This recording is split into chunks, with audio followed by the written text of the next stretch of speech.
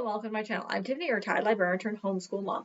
And in this video, we're going to be looking at something a little different. So we're going to be looking at a show called Monstrum. It's hosted by Dr. Emily Zarka. So it is connected to a YouTube channel called Storied, which is part of a variety of different channels connected to PBS, basically what they call their PBS more shorts. So in this specific episode, Dr. Zarka talks about the Headless Horseman, specifically where Robert Irving got the idea for his Headless Horseman in this story of Sleepy Hollow. And it comes from what they suspect from the Dullahan, which is an old Celtic tale of a Headless Horseman, frequently with a headless horse, that doesn't actually kill you, but it's a forebringer of death. So if you see them, somebody in your family or you yourselves are going to either die horribly or basically suffer some sort of ill end.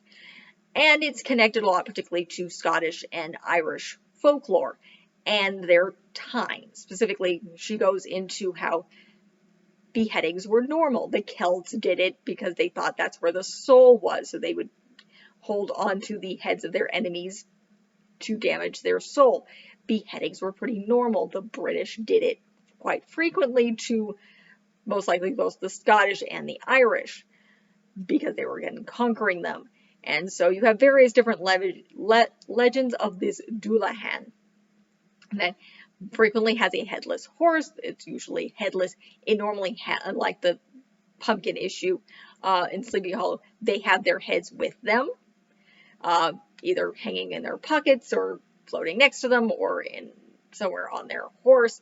Frequently, again, the horses, unlike in Sleepy Hollow, are also headless, which is kind of connected to the fact that it was, in particularly Ireland, it was a major insult to be buried with a dead animal. And they have found evidence of this. They have also found frequent evidence of people being beheaded. So you find the skeletons where the head has been forcibly removed. So it was not uncommon. So this Dullahan came from the world in which both the Irish and most likely the Scottish were very, very familiar with, which was beheadings.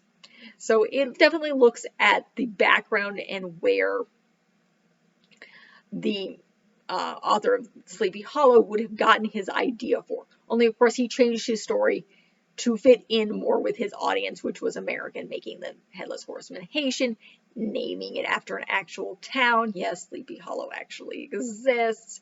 It is in New England.